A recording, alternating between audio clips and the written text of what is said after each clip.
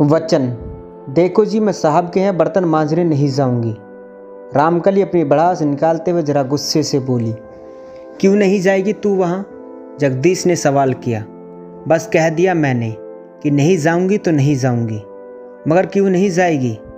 जगदीश जरा नाराज होकर बोला। उन साहब की नीयत जरा भी अच्छी नहीं है। तू नहीं जाएगी तो साहब मुझे परमानेंट नहीं करेंगे। इस समय जगदीश की आंखों में गुजारिश थी। पर बर्बाद वह दोबारा बोला। देख रामकली, जब तक ये हिसाब है तू काम छोड़ने की मत सोच। साहब मेरी नौकरी परमानेंट कर देंगे, फिर मत मांझना बर्तन। देखो जी, मुझे वहाँ जाने को मजबूर मत करो। औरत एक बार सबकी हो जाती है ना। पर बर्बाद वह बोली। खैर जाने दो, आप कहते हैं तो मैं नहीं छोड़ूंगी। यह जहर भी पी जाऊंगी। सच रामकली, मुझे तो यही उम्मीद थी, कहकर जगदीश का चेहरा खिल उठा। रामकली कोई जवाब नहीं दे पाई। वह चुपचाप मुंह लटकाए रसोई घर के भीतर चली गई।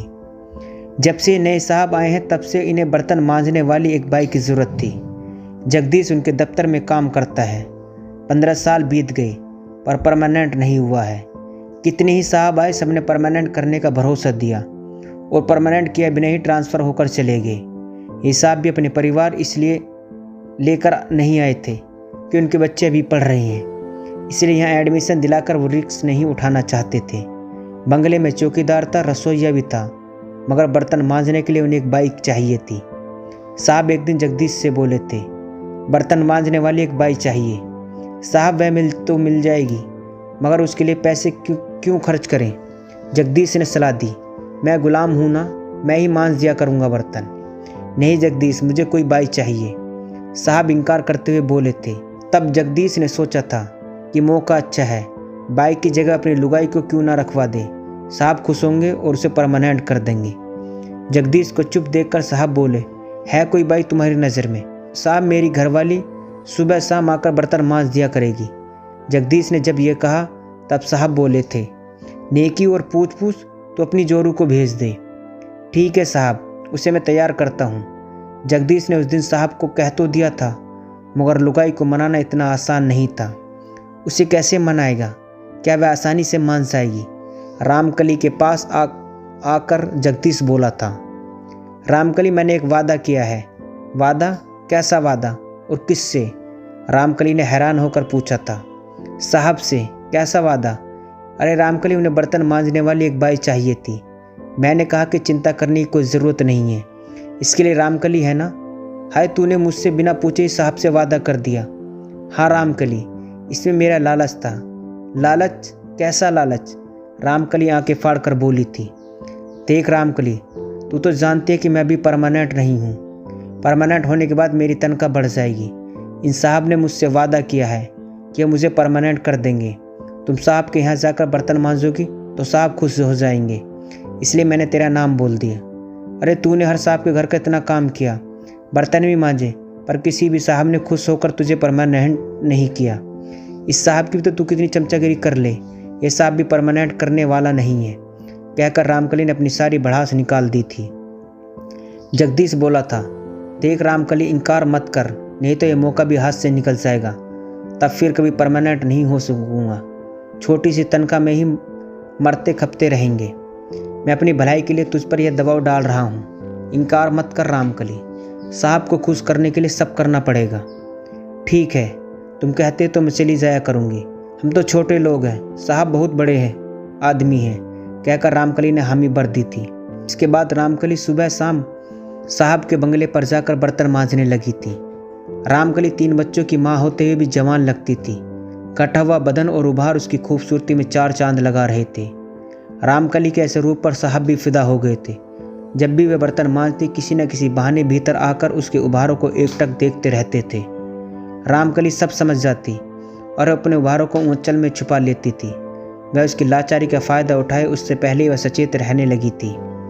यह खेल कई दिनों तक चलता रहा। आखिरकार मौका पाकर साहब का हाथ पकड़ते हुए बोले थे, रामकली, तुम अभी भी ताज़ा फूल हो। साहब, आप बड़े आदमी हैं, हम जैसे छोटों के साथ ऐसी नीच हरकत करना आपको शोभा नहीं देता। अपना विरोध दर्ज कराते हुए रामकली बोली थी, क्या छोटा और क्या बड़ा, यह एक जैसी आग है, न छोटा देखती है न बड़ा। आज मेरे भीतर की लगी आग बुझा दो रामकली। कहकर साहब की आंखों में हवस साफ दिखाई दे रही थी। साहब अपना कदम और आगे बढ़ाते इससे पहले रामकली जरा गुस्से से बोली, देखो साहब, आप मेरी मर्द के साहब हैं, इसलिए लिहाज कर रही हूँ। मैं गिरी हुई औरत नहीं हूँ, मेरी भी अपनी इज्जत है। कल से मैं बर्तन मांजने नहीं आऊँगी। इतना कहकर वो बाहर निकल गई थी। आज रामकली ने जगदीश से साहब के घर न जाने की बात कही तो वह नाराज़ हो गया। कहता है कि मुझे परमानेंट होना है। साहब को खुश करने के लिए उसका बर्तन मांजना ज़रूरी है, क्योंकि ऐसा करना उन्हें साहब के हाथ में है। जगदीश अगर परमानेंट हो जाएगा तब उसकी तनख्वाह भी बढ़ जाएगी, फिर किसी साहब के यहाँ जी हजूरी नहीं करनी पड़ेगी। क्या हुआ साहब ही तो है, उनको खुश करने से अगर जगदीश को फ़ायदा होता तो क्यों ना एक बार खुद को उन्हें सौंप दे। वैसे भी औरत का शरीर तो धर्मशाला होता है, उसके साथ फेरे लेने वाला पति के अलावा दूसरा मर्द भी तो लाड टपकाते हैं। उसने कई ऐसी औरतें देखी हैं जो अपने मर्द के होते दूसरे मर्द से लगी रहती हैं। फिर आज का सुप्रीम कोर्ट ने भी तो फैसला दिया है कि अगर कोई औरत अपने मर्द के अलावा दूसरे मर्द से जिस्मानी संबंध बना भी लेती है तब वह अपराध नहीं माना जाएगा। फिर वह तो अपने जगदीश के फ़ायदे के लिए जिस्म सौंप रही है। जिस्म सौंपने से पहले साहब को साफ कह देगी, इस शर्त पर यह सब कर रही हूँ कि जगदीश को परमानेंट कर देना। इस मामले में मर्द औरत का गुलाम रहता है। इस तरह रामकली ने अपने आप को तैयार कर लिया। देखो रामकली, एक बार मैं फिर कहता हूँ कि तुम साहब के यहाँ बर्तन मांजने ज़रूर जाओगे। जगदीश ने फिर यह कहा तो रामकली बोली, हाँ बाबा जा रही हूँ, तुम्हारे साहब को खुश रखने की कोशिश करूँगी और मैं भी उनसे सिफारिश करूँगी कि मुझे तुझे परमानेंट कर दे। कहकर रामकली साहब के कमरे पर चली गई।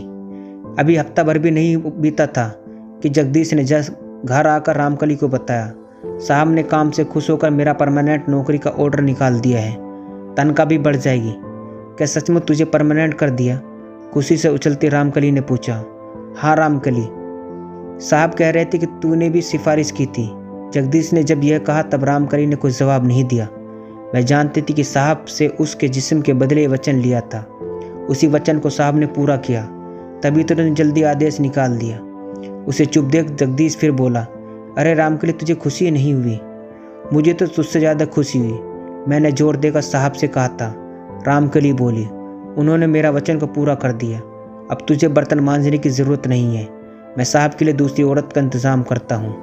नहीं जगदीश, जब तक ये साहब मैं बर्तन मांजने जाऊँगी। मैंने यही तो साहब से वादा किया है। चलती हूँ साहब के यहाँ, कहकर रामकली घर से बाहर चली गई।